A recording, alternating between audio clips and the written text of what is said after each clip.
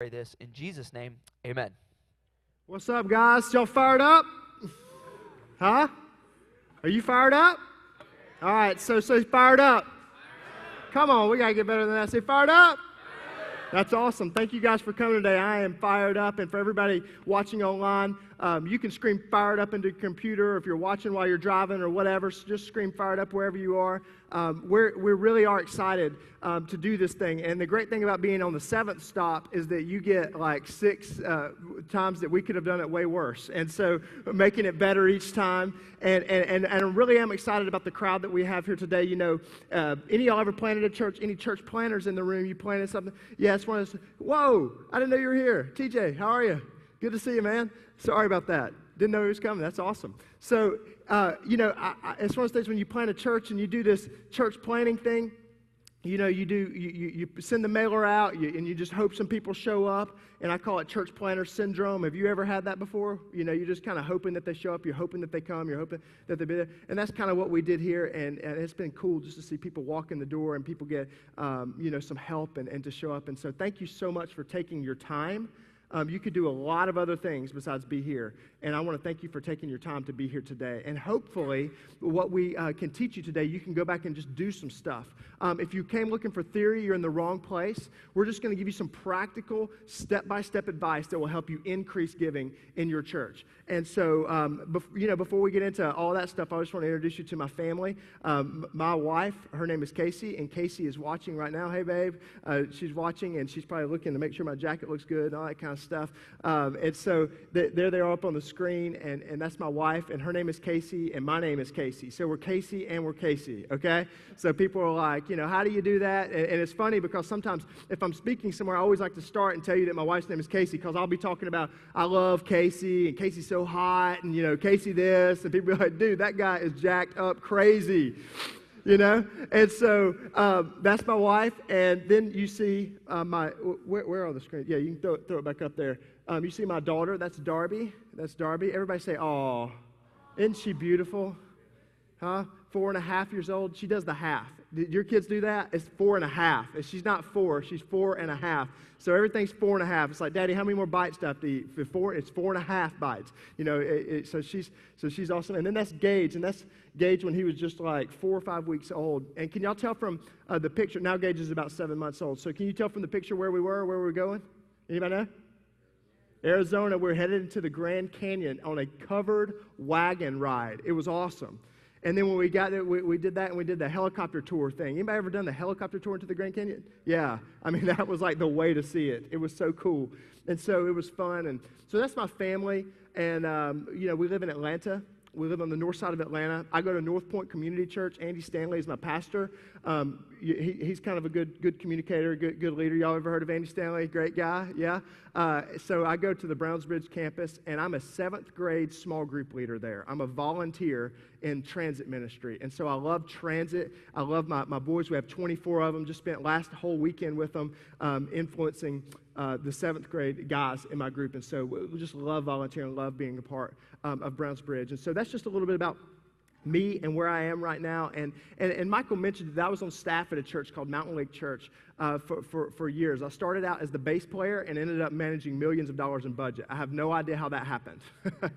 And so, you know, it's one of those things where, you know, God just over time just kind of just gave me different roles. And so as soon as I got promoted from being the bass player, they promoted me to being the spiritual growth pastor. Now, everything is spiritual. So I just was, whatever the pastor said, that's what I did.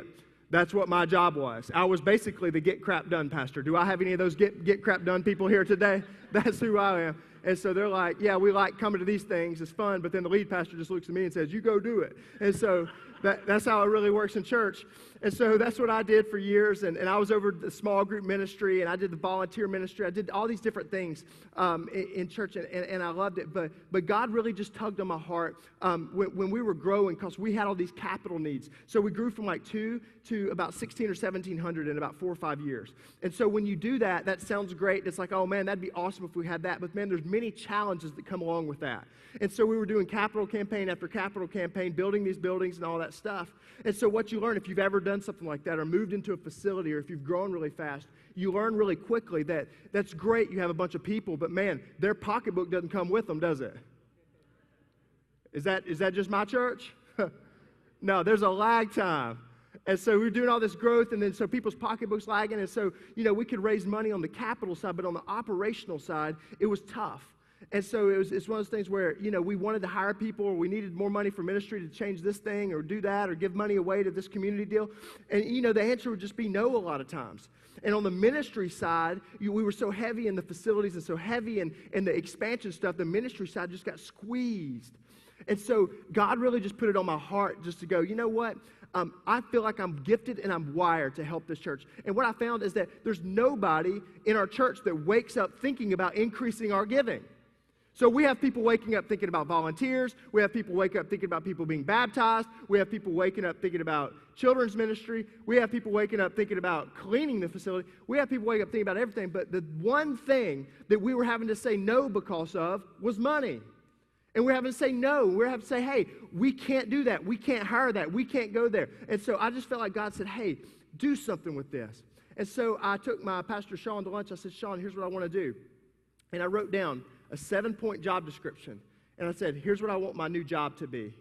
And so when I said, here's what I want my new job to be, and I laid it out for him, he looked at it and he said, man, you're gifted and wired to do this. I absolutely believe you should do this. This is awesome. I think you should do this. And I was like, yes, it's awesome. And he said, and you're still going to do all the other stuff that you've been doing as well. That's real church, isn't it? That's how it really works. And so in the process of becoming the CFO and learning how to fund ministry, I learned that there's two types of people. There's people that can create beans, and there's people that count beans. There's bean creators, and there's bean counters.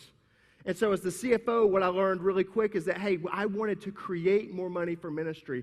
And that led us into some learnings that we're going to share. And that started today. And over the last 5 years, you're going to start to see some of these learnings come out. We just got done with a survey where we've surveyed 1,026 churches from all around the country, small, large, everywhere in between. And we're going to give you some of the day-to-day that we've found that's happening in churches and what we've learned over the past couple of years of working with hundreds of churches. Listen, I've worked with churches pre-launch that you never heard of to the big churches that you've heard of and everywhere in between.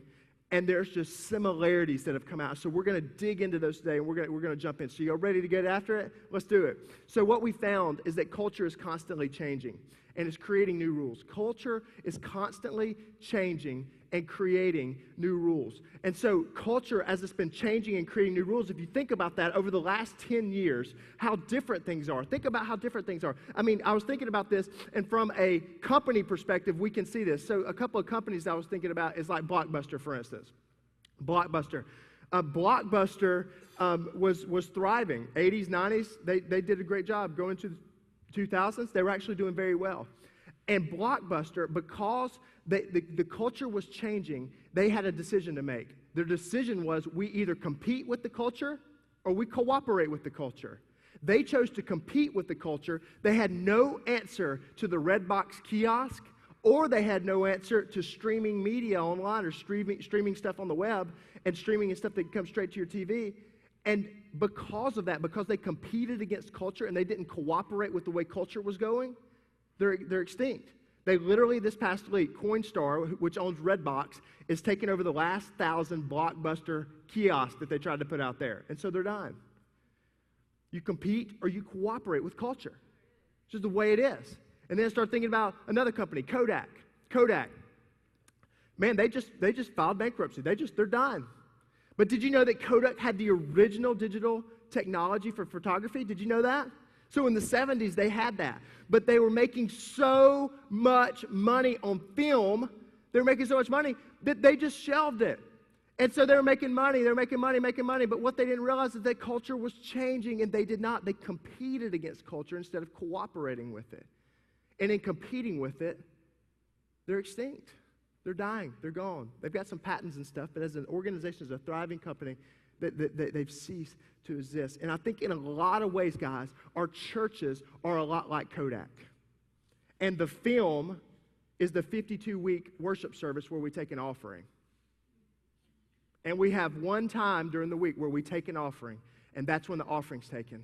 and that's the film. And we're lulled to sleep by thinking that, hey, it's just going to keep coming in. It's just going to keep coming in. It's just going to keep coming in. When there's so many new things in the way that culture is changing in so many different ways through digital technology and different things we're going to talk about today that you can leverage. And I started thinking about this, and I started thinking that there's just new rules. And as churches, we're either going to compete with them or we're going to cooperate with them. We're going to compete with them and we're going to cooperate with them. But there's new rules for church funding. There's new things out there. There's new ways to operate. And so today, what we want to do is we want to look at these and we want to dive into them and go, are we going to compete with these? Or are we going to cooperate with the new rules of funding? And this is based on not only just working in the church and then consulting with the church, but then the thing that's been so awesome was the data that we found. And the rules have bubbled up out of the data of here's some new things that we compete or we cooperate against. So there's new rules in fundraising. So I'm going to give you an overview real quick of the 5. Now, if you're a member, who's my members here? Any member churches here? Yes, thank you guys so much for being members. Love y'all being here. You're going to get all of this stuff over the next year dripped out to you. You'll get it. But we're going to dig deep into just 3 of these today, okay? We're going to dig deep into 3 of these and have sessions on 3, and there's other 2 will drip out to you over the next couple of months and over the year. So here they are. Number 1, think systems, not silver bullets. Think systems, not silver bullets. Systems people operate daily, weekly, monthly, quarterly, annually, and they do the same thing, and they're systematic, and they win over silver bullet people who are looking for a product, a resource, a conference, and say, if I preach this sermon, if I do this, if I have this one thing, it's going to change everything. If one fundraiser, one campaign, one miracle, if these people will happen, the systems people win. Think systems, not silver bullets. The second one is this. Help people fund their dreams, not just ask them to fund yours. Help people fund their dreams, not just ask them to fund yours. Hey, for too long, the church has been, gimme, gimme, gimme, gimme, gimme, gimme, gimme, gimme, gimme. Give me some money. I've got a vision from God. If I've heard it at one time, I've heard it a million times. I've got a vision from God, and we're called to fund this, and we're going to move forward. Gimme, gimme, gimme, gimme, gimme. And there's been no investment in the people that are sitting out there of helping them fund their dreams. They're in debt. They want to take a family vacation. They want to do life. They want to go out to eat and feel good about it. They have dreams of things they want to do. They want to quit their job and they want to start a business. They have dreams. And what we found is the churches that help the people in their seats accomplish their dreams, then their dream is more fully accomplished. And we've done it backwards in church. We've started with the vision from God, from the leader, and I think the vision is bubbling up from the people. And I'm not against having a vision from God. I'm not against having a direction. But to do that with the neglect of thinking through the people and serving them and putting them ahead and over us, that's what Jesus did. And he's a servant, and he served the people. So let fund their dreams, not just fund ours. Number 3, now this one's huge. Build disciples, not donors. Build disciples, not donors. Here's the deal. A disciple will always be a donor. But you can have donors that are not disciples. A disciple will always be a donor. If somebody tells you they're a disciple in your church and they're not giving money, they're not a disciple. Jesus said in Matthew chapter 6 that where our treasure is, that's where our heart would be also. And it's very clear that if our heart is tied to our resources. And so where we put our money is where our heart is tied. And so what we found in the churches that are funded the best, they have the best disciples. Not donor strategies, discipleship strategies. Listen, just a quick tip. If you want to increase giving in your church, increase your volunteers and your small groups. Because people that are connected together, people that are doing life together, every church I've ever worked in, if I pull the report, they're always giving more than people that are just solo. Build disciples, not just donors. That's what I'm going to talk about today at 2 p.m. I'm going to teach a whole session on that. Number 4, don't apologize for talking about money. Don't apologize for talking about money. Listen, guys, the days of, well, today we're going to talk about money, and, it's just that time of the year, and one of the messages that we need to talk, and, I know that the church has beat this subject up, and I know you may, blah, blah, blah, blah, blah. Just throw up, why don't you? No, I'm serious. Because my question for you is this: who's your model? If your model is Jesus, if you call yourself a Christian to be Christ-like, Jesus never apologized for talking about money. Jesus looked at people in the face, like the rich young ruler, and said, what? Go sell everything. And he left sad. When's the last time somebody left sad in your church? Because you confronted the most accepted addiction in the church today, which is greed. We get all everybody else on all the addictions, but the one that's accepted and celebrated in churches is greed, and it's robbing the church, and it's robbing people of joy, life, and fulfillment. That's why we don't apologize, because we're attacking greed, not the people. Number 5, make digital the default. Make digital the default. And what we mean by that, and we're going to teach a whole session. We've got 2 hours. Second session is going to be on that today, is making digital the default thinking. So when we think about anything, we think digitally and make it the default. Because did you know that you can take an offering 24 hours a day, 7 days a week? And most churches are passing baskets to people who don't have any cash, they don't have any checks. And listen, it's alarming to me. It's alarming to me that Waffle House won't take a check, but our churches do. That's crazy. Think about that for a second. That's wild. And I'm not against taking checks. I don't think you should shut it down and put a little sign that says we don't. I'm not saying that.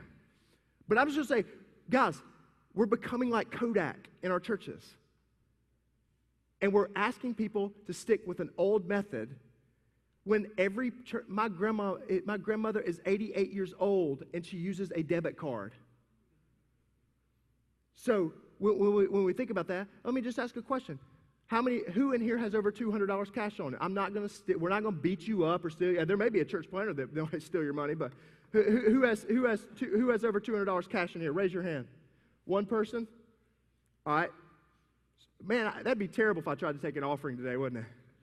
We're going to get much. There's just not, people don't carry cash. Most people don't carry checks.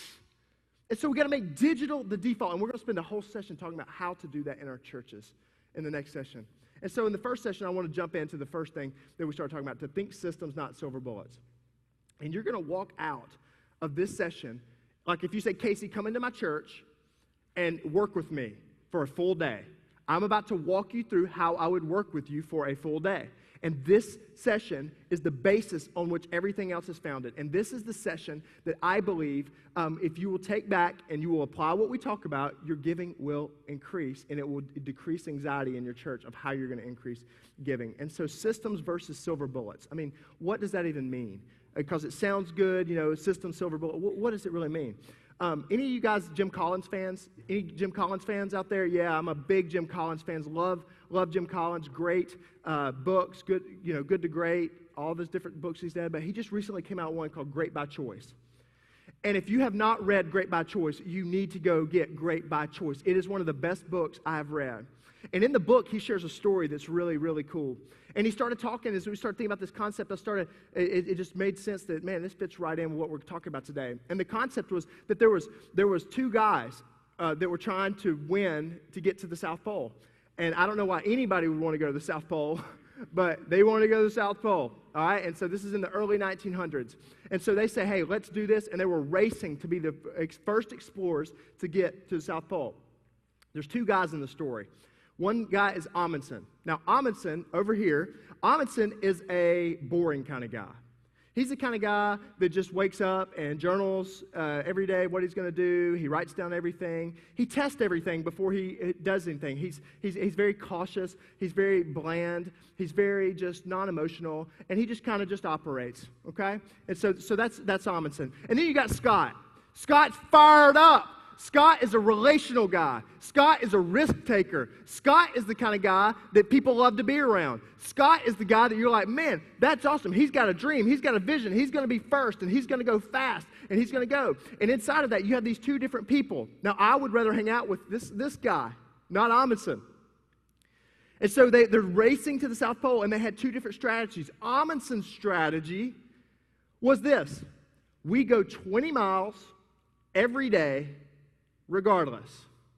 20 miles. If it's bad weather or good weather, the environment does not matter for what we do. We will go 20 miles every day.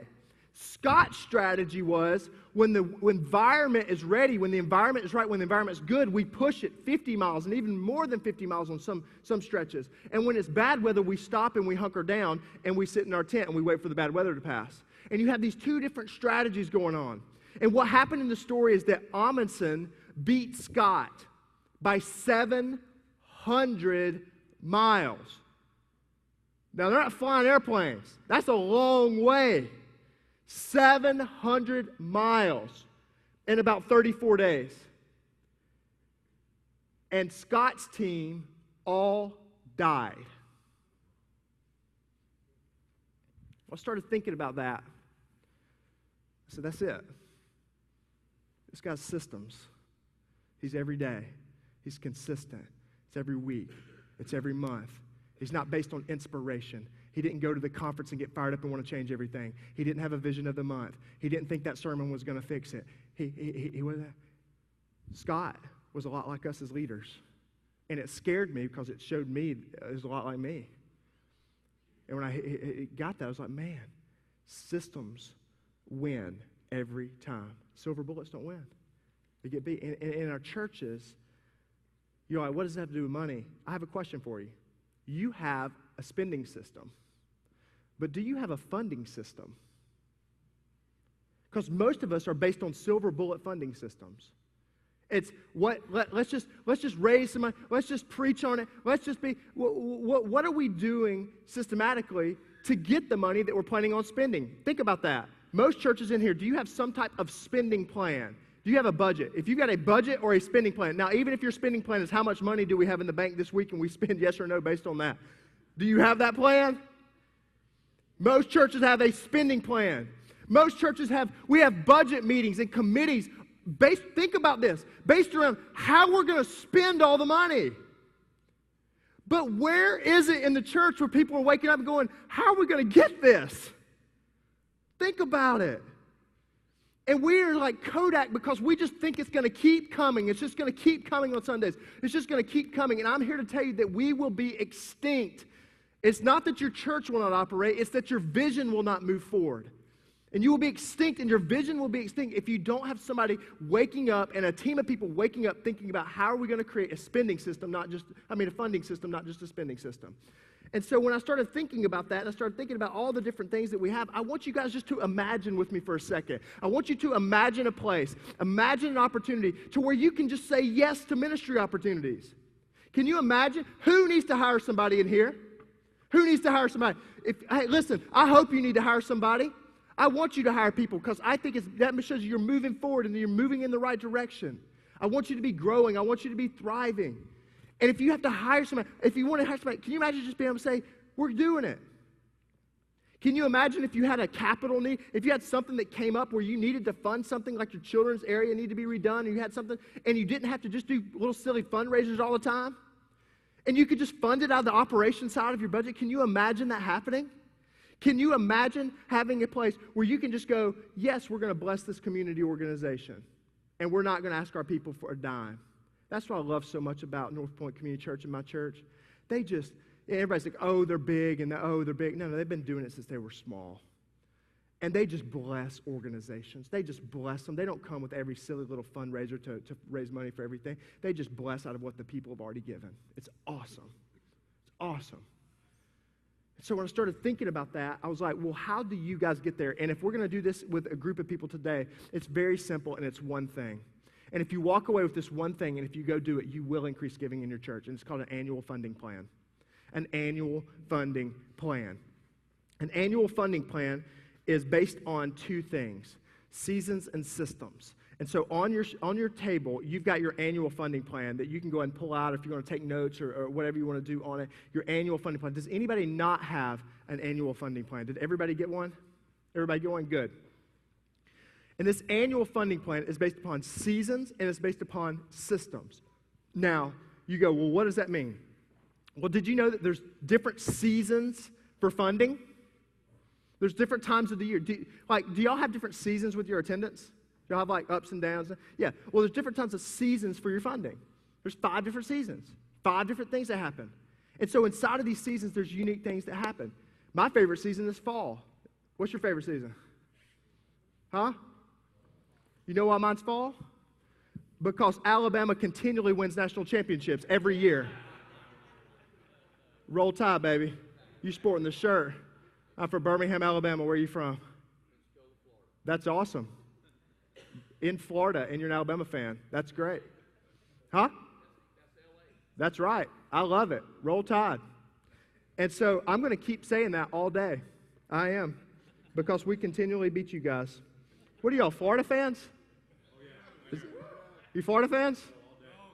Y'all still Florida fans? What are y'all? What are they? What are you? Bulldog. All right. All right, let's get out of here. Huh? I know we're in Florida, but I'll just run back off this stage because I know y'all come chomp me up and kill me down here. Some crazy Florida people. I got a Florida neighbor. Hope he's not watching, but he's crazy. I love him. He's crazy, though. It's a big Florida thing. Anyway, so I shouldn't say this. They say, Casey, stick to your notes. You say crazy stuff. So there's different seasons in the year. So there's different seasons, different things, and we like different seasons, and there's different systems. So what is a season? What does that mean? A season is a period of the year characterized or associated with a particular activity or phenomenon. And there's different funding seasons during the year, and I'm going to give you the 5 funding seasons. And if you can grasp this concept and operate your funding calendar, annual calendar off of this, you will see a great increase in your giving. And so the first season is New Year. New Year. Now, what you want to look at when you're looking at seasons is what's already happening in culture. Okay? What's culture saying? What's happening? And in the New Year season, what's happening? And the words that really describe that are regret and resolution when it comes to finances. And it's just in general, regret and resolution. So what are people regretting? Christmas spending. And then they're resolving that this year is going to be the best year. And they're going to change it, and this is the year we get out of debt, this is the year I lose the weight, this is the year, da-da-da-da-da. You know, we see the resolve that happens. Here's my question. What are you planning on doing, if that's already happening, to help people diminish the regret and resolve that this year will be the year that they give to God the entire year? What are you doing? What's your plan? Because you need one, because the season is appropriate for it, and it really, really works. Second season. Pre-summer. Culture is saying preparation. And here's what culture is preparing everybody to do. Miss your church and not give to it in the summer. Right? And you hear the summer slump and attendance and sporadic, and people are preparing for vacation. People are preparing for their kids to go to camps. People are preparing for all these different things. And so it's a preparation to leave. Here's my question for you. It's coming up soon, a couple months, April and May. What are you doing to prepare people to give to God faithfully during the summer right now? What's your plan? If I ask you, say, what's your plan? What's your plan to prepare people? Because culture's already going that way, we have an opportunity to prepare people. The third one, summer. Culture's saying relationships. There's more barbecues, people outside, more connection.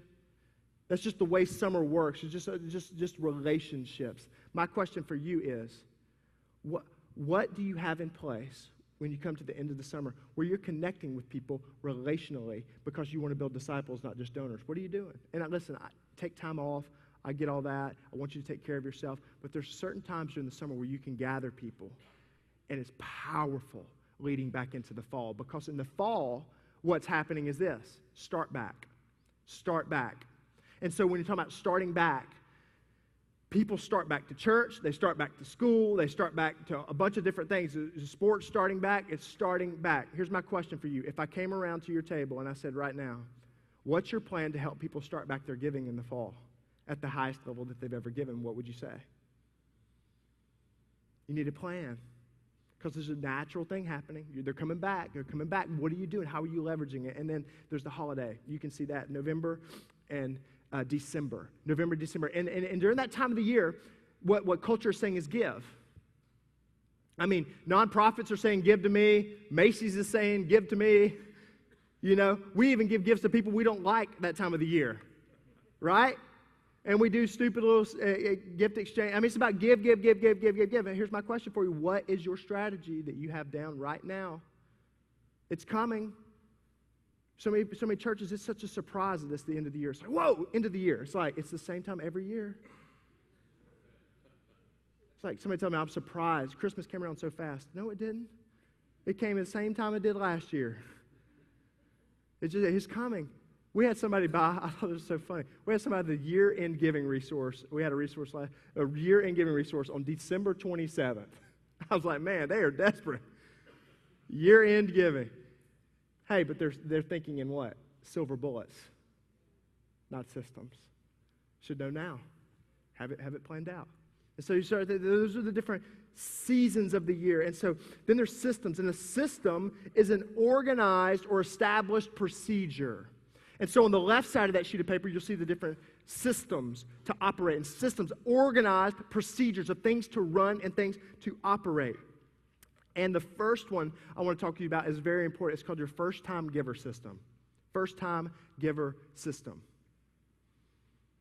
And you can write this down. You can tweet it out. You can do whatever you want to do with it. But I'm going to tell you this right now, and I believe this with all of my heart, that when somebody gives a first-time gift to your church, they made a spiritual decision, not a financial decision.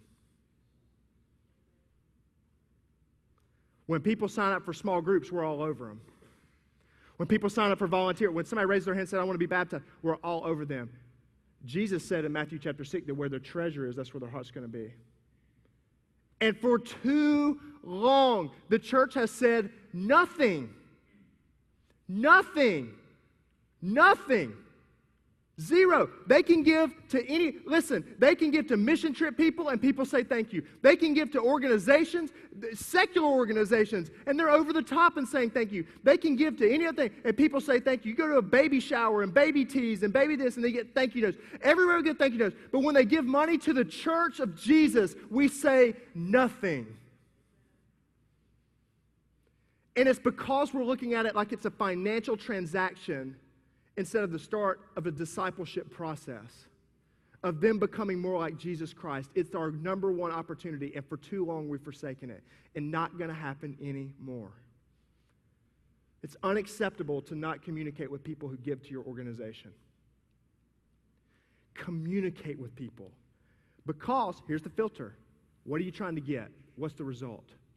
And like we're talking about third session, it's the start of building a disciple, not a what? Donor.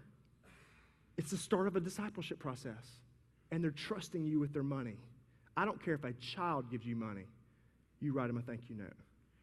Say thank you. So what do you do with those people? Well, you respond. Well, how do you respond? Well, you respond quick. They get it the week that they send the gift, and it's personalized. Hey, don't send out a typed out letter that's came out of your printer and it looks just like another credit card statement coming in the mail to them. Send something personalized. Here's what we believe you can send. A personalized thank you note that says, Dear Jesse, thank you so much for your giving and generosity to this church. We really appreciate every single dime we get, and we hope we'll be a great steward of these resources for you. Look forward to seeing you next week. Pastor John, whatever. And so we have an opportunity to say thank you. When's the last time you said thank you? Just thank you. You didn't ask for anything else. You just said thank you. And so we solved the problem because what we found is that most churches wanted something to send. We have a little system right here. Look at this. It's called What Happens When You Give. I'm fired up about this. All right, you see what this says? You see that? You see what it says on the top of the card? It says thank you. Thank you. And you write on the card a personalized note to say thank you. And then also, there's a little booklet. The little booklet says, what happens when you give? The reason why we wrote this is because we found that churches that are responding to donors, they're sending books to them. Well, did you know that most people never read a book? That's truth. They never read a book. And we're sending something out that's $15 or that kind of thing, and it's expensive, and they're getting it, and most people will not read it. Some people will, but most people will not. And so we wrote a 44-page little thing that says, what happens when you give? And the thing I'm so fired up about this is that it's 5 things of what happens. And what it says is that it's just what happens, and it says God is pleased with you. It says that you have purpose. It says that you are partnering with something that's much bigger than you. It talks about the church. It says that there's perspective that God's going to give you in this and that he will provide for your needs. And it doesn't ask them to give one more dime. I love the first sentence of the book. It says, this is not a booklet with an agenda. We're just here to say thank you. And what I'm telling you is this, and the little envelope comes with it. Why is it this size? Tell me. Huh? Because people will open stuff in their mail that doesn't look like a credit card statement. It has handwritten stuff on the outside of it. And so it's an awkward shape. You send it, they open it, and you say thank you. That's a system. That's a system. And if you don't want to do that, just handwritten notes. Thank you. Get it done. A system. That's first-time giver. Number 2, consistent giver system. What are you doing for people that consistently give to your church? What are you doing for people that consistently give to your church? Now, they're past the first-time giver. They're past the first-time giver, and they are they consistently give. Now, they're not going to make the high-capacity donor list. They're not going to make the first-time gift list. They consistently give. They're a teacher and somebody else that work in an hourly job, and they're making $50,000 a year, and they're just consistent, and they're giving. What do we do with them? Here's what you do. Here's the system, is that you have systems that hit their inbox and their mailbox. Inbox and their mailbox. And inside of all of your communication to people that consistently give to your church, you remind them about the why behind the what. Because Bill Hybels talks about vision leak. And guys, you hear the life change stories all the time. I see it. I see it on your tweets about people's life change, and this was a great Sunday, and there's all this kind of stuff. You hear all that? I'm telling you, because when I got off staff at a church, contrary to popular belief, we don't think about your church every single day. You just don't. And so we assume that people hear the stories and that they hear and they understand and they make the connection that when they gave, the money went to do something big. And so you need stuff that hits their inbox and their mailbox that reminds them the why behind the what. And casting vision for them and helping them see it. Now, you make sure that what you send, they'll actually open and they'll read. Quit sending single-space type letters that just celebrate you and your church. Send stuff that they'll actually look at. And go to the store. If you want to know what people buy, go to the store and check out at the counter and look and see what they buy. What do they buy? People magazine. Why do they read People magazine? Because they don't have to read. There's pictures and a caption. There's something to learn from that in communicating to people. Number 3, high-capacity giver system. High-capacity giver. What are we doing with the people that are giving lots to our church or in the top 10% of our church? Or there's somebody that's a high-capacity giver. They give a big percentage of their income. They're a college student, but man, they give a lot of money. It doesn't add up to a bunch on number-wise, but big percentage of their income. How are we stewarding high-capacity givers? Because let me tell you what most churches do. Most churches ignore them. And we use the whole James chapter 2 on favoritism. We don't show favoritism and all that. My third session, I'm going to teach you all about that. Because I'm going to tell you right now, your high-capacity givers are the most lonely people in your church. And so what's your system with them? And the key word for high-capacity giving is relationships. Relational. You want to be relational with them. What's your relational system that you have with them, where you're around them, where you have time with them, where you get away with them, that you do things with them to have relationships with them? What's your system? What's your strategy? What's your plan? If I said, hey, what's your high-capacity giver system? What is it? Can you spit it out? Can you say, here's when we do it. Here's how we do it. Number 4, digital giving system. Let me ask you a question. What is your strategy right now to move people from sitting in seats like this to giving online? Hey, check this out. And recurring online gifts.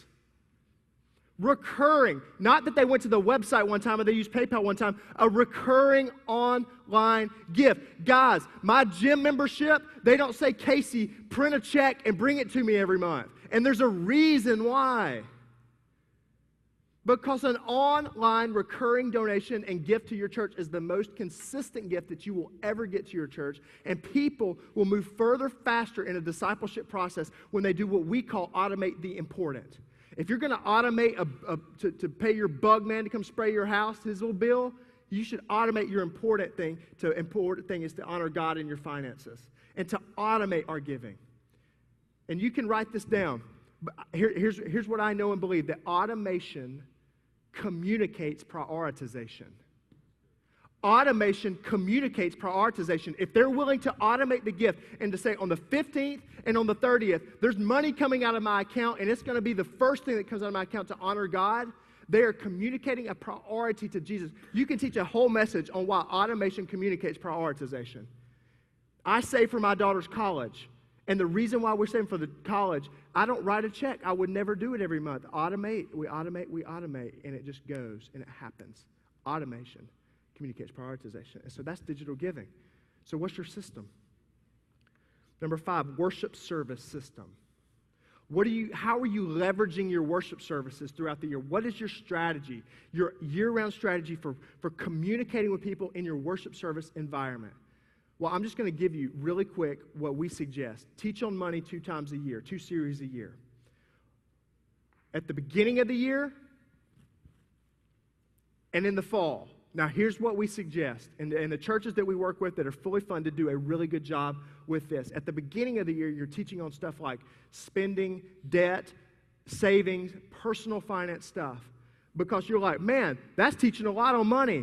Well, I'm going to tell you right now, if you're not asking for it, it doesn't feel like it.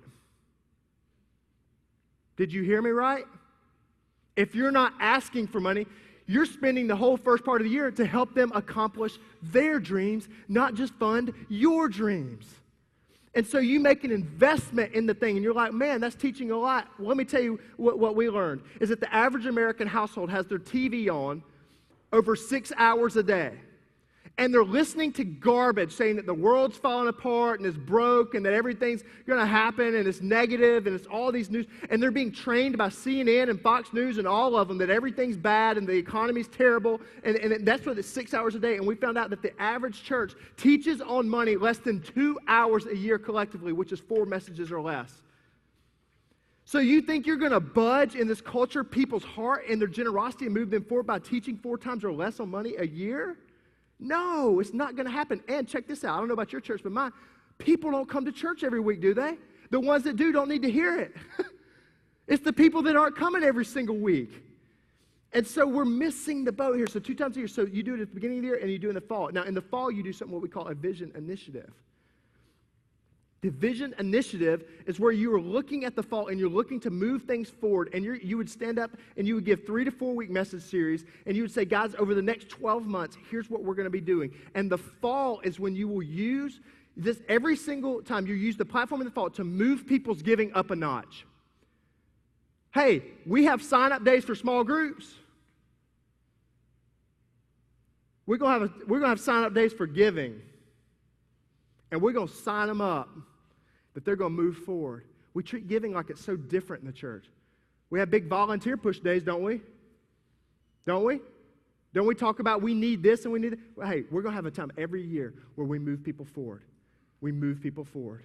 We move people forward. And do it in the fall. Then the other thing inside of the worship service system is giving talks. Giving talks. Now, giving talks are very important. And if you're a member, you get our giving talks every month. We do 4 if there's 4 months, or 5 weeks, or 5 if there's 5 weeks. The scripts that we write out for you that you can download and read, it's the most used thing that we send out. And inside the giving talks, the point of that is to actually have a time where you communicate with your people that are donors in your church, that are giving to your church, of why they're doing what they're doing. I mean, think about this, guys. Nonprofits would die for the opportunity that we have to communicate in front of the people that give to our organization every single week. They would die. But like Kodak, we just take it for granted. It's going to keep coming in, keep coming in, keep coming in, keep coming in, keep coming in.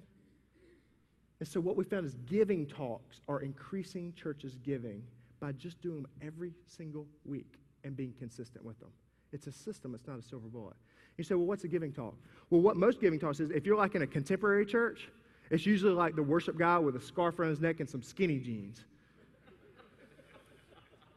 He's like, dear Jesus, Lord, we just thank you for today. And we're just so honored of what you're going to come down on high. And Lord, we're just praying for an offering, and we just bless your name. And you're like, what did he just say? I'm not kidding. And there's people that walk around and pass a bucket and nothing's been said. Listen, you want to talk about weird? That is weird. We want to be relevant to our community. And then you have some guy up there in skinny jeans and a scarf. They're not even outside.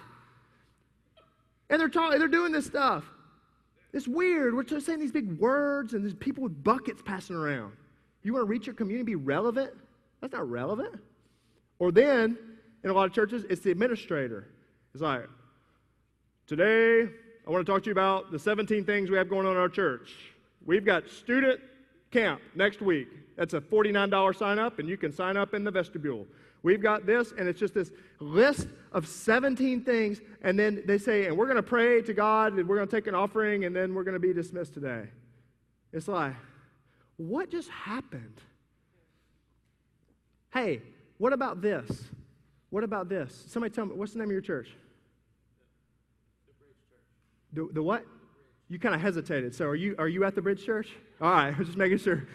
He's like, I don't know. The Bridge Church. So, all right, so my name is Casey. I'm a pastor here at the Bridge Church, and so honored that you guys were able to show up. And wasn't the pastor's message so good? Yeah, give him a round of applause and then give a little clap. Yeah, that was so good. You know, I was thinking today before we receive our offering, and what that is there's going to be some people walk down front. They're going to have some buckets, and they're going to pass them. And we receive money and donations and collections that come in. And there's so many people that participate here. And thank you so much for the guys that you've given online already. We appreciate that. And we have a kiosk in the lobby that so many use every single week. That's great. But as I was thinking about that, and I was thinking about all the different things that you do, I was thinking about that we have a children's ministry right now. And there's 350 kids down here. And we call it Bridge Kids. And in Bridge Kids, there's 350 kids. And today, I don't know if you know this or not, but part of when you give, you help purchase a curriculum. And the curriculum today is teaching them that God loves them no matter what. And so your 4-year-old, I saw your 4-year-old in there, John. Your 4-year-old today is learning about that God loves them no matter what. And so everybody today, if you've participated online or if you're giving in the service, think about the impact that you're having. Just by participating in a time of giving, you have influenced and impacted the life of children right now. And I want to tell you that 25% of every dollar that comes into our organization goes to our family ministry because we believe in families and we believe in you. We love you. Thank you for influencing them. Thank you for influencing John. Hey, watch this video. He wants to tell you something. Come on now. That's a giving talk. Let's just take an offering right now. Come on. Lock those doors. I wouldn't get any money out of it because y'all don't have any money. Only $200 lady back there. I'll have to go rob her. Guys, that's a giving talk. And so your giving talks want to be based on 3 things. Write this down. Stats. I just gave you a stat. 25% of every dollar that comes in. And I told you a number that was like 354 kids. So stats. Stories. You want to tell stories. You think that everybody hears the stories that you hear, and they don't. Keep communicating the stories. And Scripture. Hey, I've got a novel idea for churches. How about we just tell people what God's Word says about money? We open it up, and we look, and it says right here about first fruits and giving of the first, and we teach about it for 2 minutes. We have that opportunity. We have the opportunity to talk about the borrower is slave to the lender and teach about it. It's not in guilt or condemnation.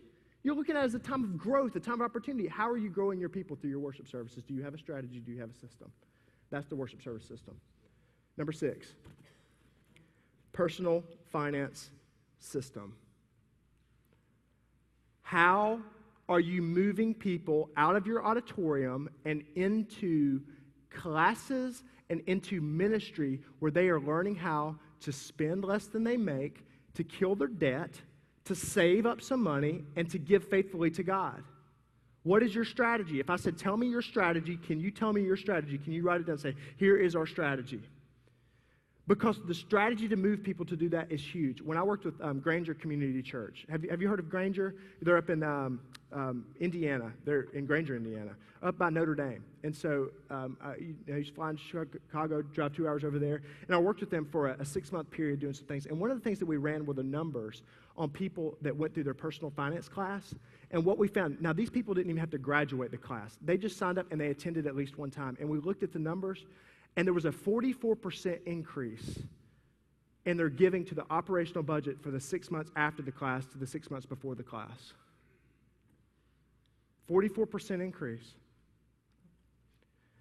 And I looked at it, and I saw what they were doing, and it was just genius.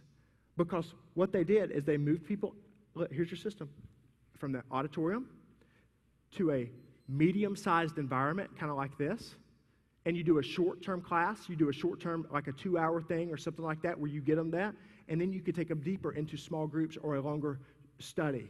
So it's a process all the way down. And so they were just processing people through this, and guys, it helps people with their giving and their generosity. But the best part about it is that they had trained leaders. Because let me tell you right now, Dave Ramsey ain't going to cast vision for your church. And people are like, oh, I have Dave Ramsey. And it's like, no. I'm not asking if you have Dave Ramsey. That's like asking, do you have a gym membership? It's like, unless you use it right, it doesn't matter. And so on the 13th week of coming on a Dave Ramsey thing, or Joe Sango, you're going to hear from him later, who's awesome, and his class is great. He has a 6-week deal. But at the end of it, to say, guys, thank you so much for being here. We want to talk to you this last week about giving, and we're going to talk about this. And you share vision from the church, and you have a sign-up card that says, yes, I'm going to automate my giving to the church. And I'm going to do that. Do you see how then you can leverage your personal finance class to increase digital giving, which will increase overall giving? Are you following me? And so it's a system, and all of these things working together. And you're like, well, Casey, gosh, this is just a lot of stuff. And hey, check this out. I've had some members, they'd call me and say, Casey, I'm going to have to cancel because I just can't do everything. And I'd be like, whoa, just do one thing and do it effectively and do it well. So I'm going to give you guys right now the March and April of what to do in March and April. Now, this may fit for your church. It may not fit. But remember, if you hired me to come in to work with your church, this is the exact same thing that we would do. And so now we're going to get down into the consulting level of here's how you fill out your calendar and your plan. Now, you would have to baptize this in your culture and in your church and in the way you flow. But this is how it works. So we got March up there. So first-time givers. So you see March, first-time givers. So every single church can go back and do bulk thank you note writing. Bulk thank you note writing. And you say, well, what does that mean? Well, the reason why most churches the church of 8,500, all the way down to a pre-launch church, the reason why we don't send handwritten thank you notes is because we're trying to write them one at a time every single week. And we just can't keep up. The way to personalize your first-time giver system is to do a staff meeting, a volunteer huddle, get your finance team together, different things, and you bulk write the notes. So it'd be like, hey, guys, thanks for coming. Here's what I want to tell you. For the last couple of years, we haven't been thankful for our first-time givers. We're thankful, but they don't know it. And so now we're going to start letting them know it. And we're going to be a thankful and generous church. And I've got a little script right here we're going to throw up on the screen or pass it out. You print it out. If you're a member, there is a script inside the deal. We can go in there and print it out of what to write in a thank you note. And so you put, here's what pass it out. And then you let everybody write 10 or 12 or 15 or 20 or whatever it is for an hour or 30 minutes. And you do it every quarter. And if you do that, and you have a stack of them, and then you take them and you give them to the person who does your finances, and then they can handwrite on the little note and send it out. Now, I have so many people, they will do the first part right, but then they put a label on the outside because they want to be efficient. Don't let them be efficient.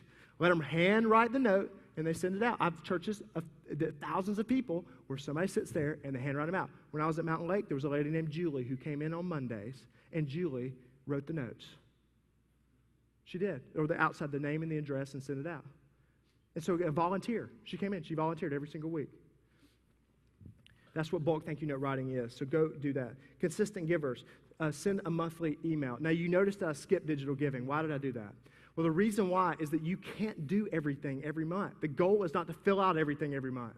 If you want to fail, try to do something every single month in every single system in every single category. It just doesn't work.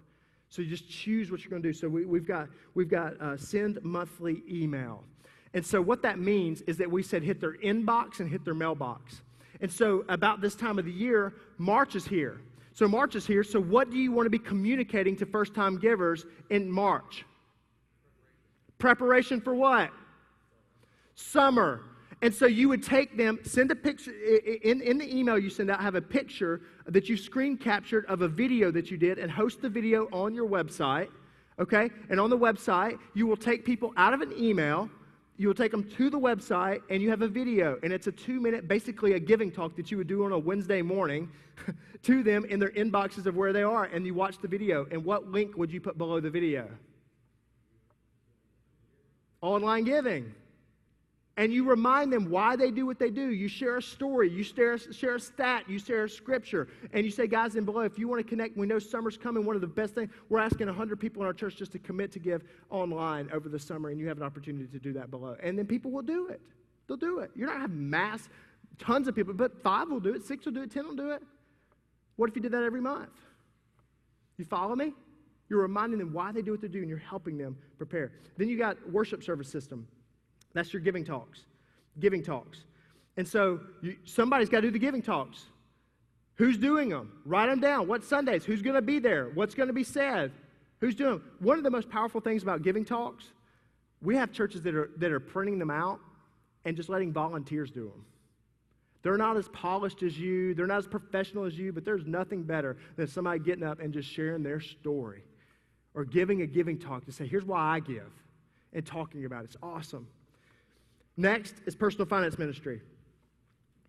Sign up for the financial learning experience. That's Joe Sangel's class, who will be here in the 3rd session, so I just put it in there. Hey, listen, and you all need to hire Joe. Joe rocks. He's awesome. He was at Pastor Perry Noble's church. He's awesome. His curriculum stuff is great. And so having Joe in is great. So we're saying, hey, Joe's going to come in. He's going to be here in April. He's going to be here in April, so we need to sign people up for the class. You follow me? So that's what you would write in there. So do you see the power in syncing this together? And so when you did that, then you go, oh, we've got Joe's thing coming up. Well, and then throw it up there. What happened? Oh, so we need to go follow me. We need to change the consistent giver thing, because we were going to talk about automating their giving over the summer, but we realized that the best thing for us to do with our consistent givers is to do what? Get them to the personal finance class. And so when you start building this, you're going to see that most churches have bad synergy. You don't have synergy in all of these systems. They're not lining up.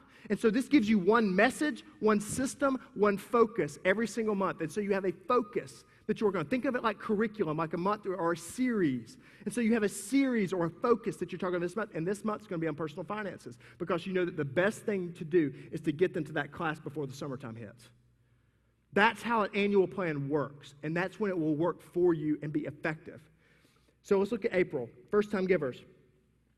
Send thank you notes. Do I need to explain that? Send thank you notes. You start the system. Every church here can start sending thank you notes in April if they wanted to. Digital giving. Automate the important print pieces. Automate the important print pieces. And you're like, well, what does that mean? Well, if we're going to do automate the important in May, and we're going to help people automate their giving to God, to your church, and talk about that kind of stuff, there's some different print pieces and there's different things. We have a whole resource on that. But the point is that you may want to change your website up, you may want to have things up, but you want to order whatever it is you're going to send in the mail to them, whatever you're going to do. Digital giving, you got to order some of the print pieces. You got to put something in. You got to be prepared. Next thing is that we have consistent givers. Guys, did you know that when April comes up, that's the end of the first quarter, which was January through March. And most churches only do the legal limit, which is send one contribution statement a year.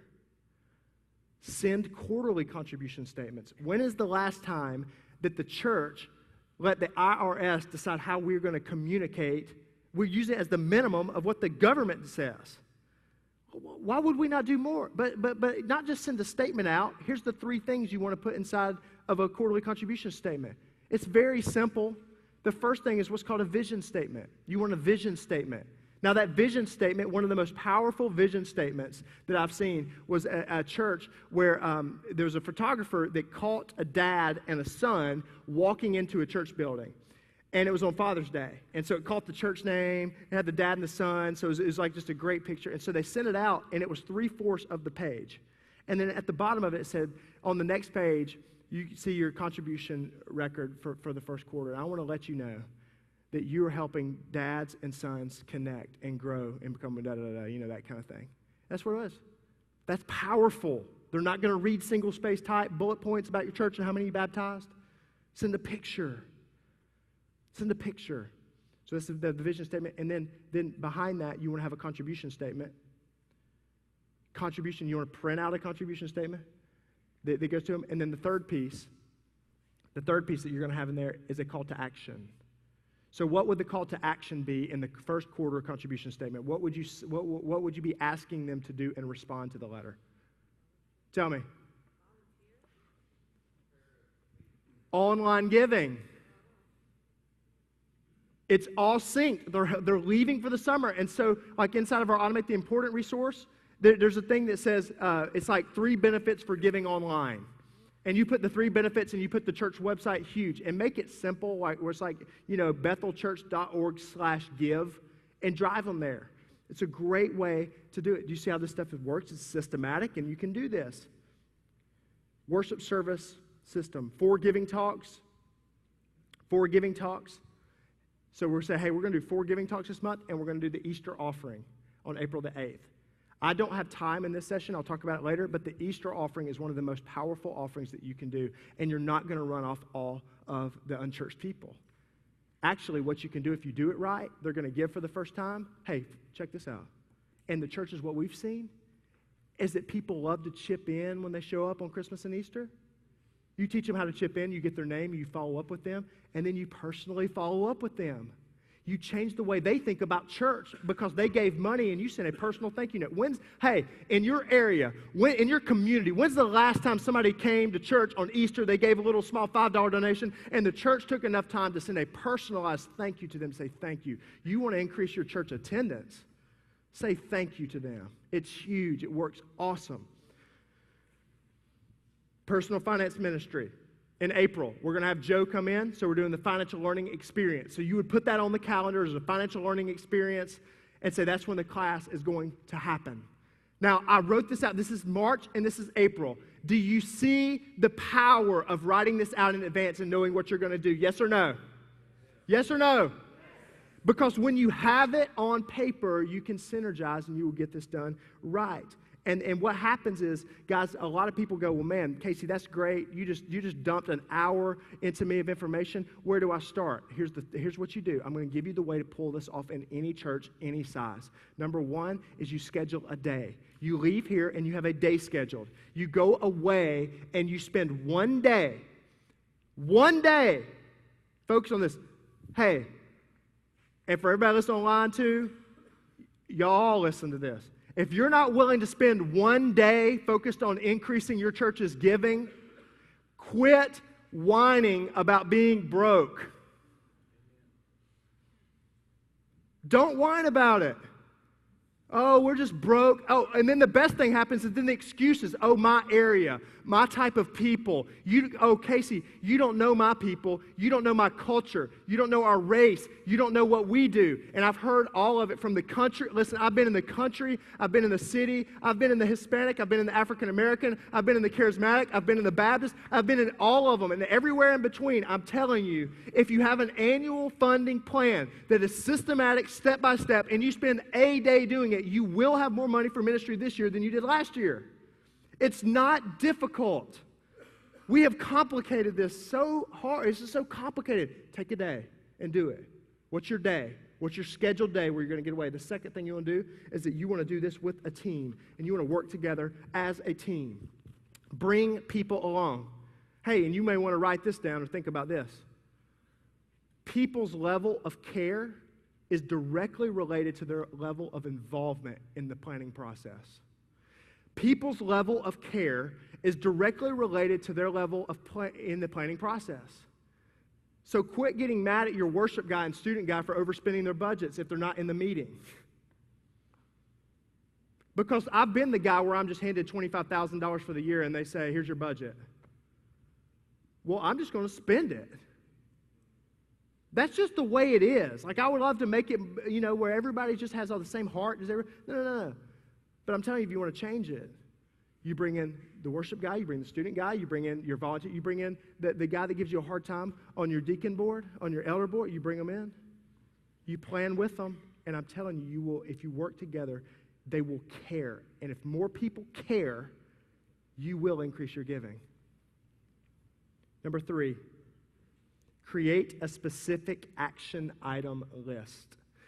So after you fill out, the piece of paper I gave you is a 30,000-foot view. There's 30,000 feet on there. There's these different seasons and there's different cycles. And so you want to drive it down to a specific action item list. And so when you leave the meeting, you'll have the annual plan. You'll have it done for the entire year. Make sure you have somebody in the meeting that can take notes and create actions out of it. Because the reason why I got off the road consulting with churches, to be dead honest with you guys, I was making a great living. I was just tired of the churches not doing what they said they were going to do in the meeting.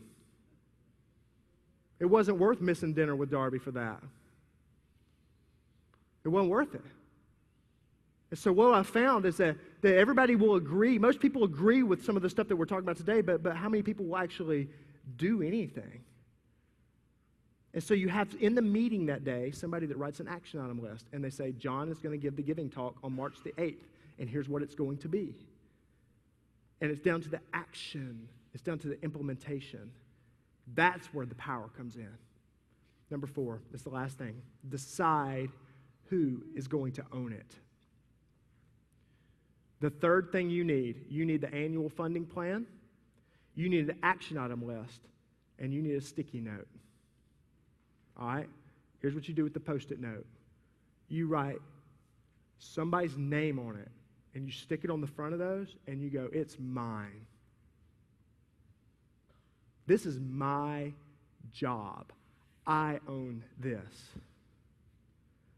Because what we found through our survey of 1,026 churches is that the majority of the churches don't have somebody that's identified to increase operational giving, that is their job or a part of a job description in somebody's staff. So it's everybody's job, which makes it whose job?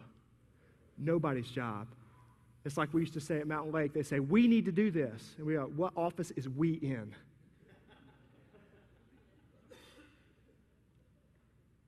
We does not exist. Somebody's name. And listen, if you're the senior leader, it needs to be your name. Your name. Your name. That you are responsible. Does it mean that you have to do the work? No. But you're responsible for the work. There is not a single nonprofit leader that goes, well, I'm just not good with money, so I'm just not going to deal with it, and hopefully this executive guy can figure it out. No. A president knows that, gosh, if you're going to accomplish the vision and the mission that God has given you, you've got to be engaged and involved in this process, because if you're not, you will have an underfunded and anemic giving church. It's just the way it is. And I'm not saying you have to do it all. I'm saying you have to care about it. You have to be in the process. You have to be in the loop. And you have to make sure at the end of the year when you evaluate your job, you look at how well you did of increasing revenue and increasing giving in your church. How many new givers did you reach? And you create goals. And if I was sitting in that meeting, I would help you create some goals to go, hey, here's what we're going to do. Here's how many first-time givers we're going to have. Here's what we're going to do with our digital giving. Here's what we're going to do. And so I'd create 3 or 4 goals, and I'd say, that's your job. It doesn't mean you have to do all the notes. It doesn't mean you have to write everything. It doesn't mean, but you're responsible. And you quit doing the excuse of, I'm not a money guy, or I'm not good at this. Well, become good at it. It's just the way it is. And so when you think about it, guys, here's my question for you. Are you going to be the 20-mile march guy? Daily, weekly, monthly, quarterly, annually. And you just do it. This isn't flashy. It's not bloggable. It's not cool. It's not stuff you're going to tweet about. It's not like, oh, I'm the best at this. None of that stuff. This is the boring, the mundane. It's the system. It's the strategy. But that is where the power lies. March 20 miles every single day. So I'm going to pray for us. Michael's going to come out. We have just a few minutes, and then we'll close the session down. Father, thank you for this opportunity to be here in the first session. I pray as we move forward in this, God, that you will give just a blessing.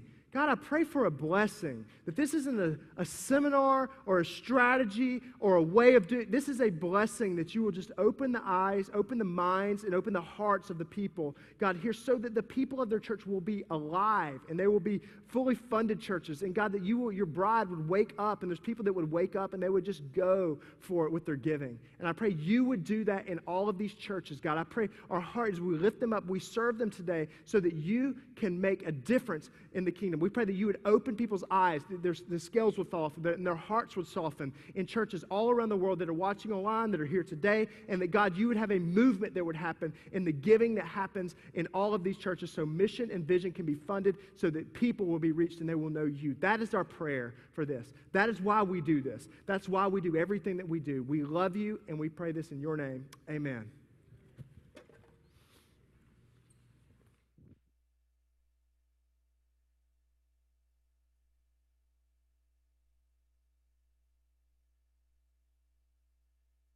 So let's take a break.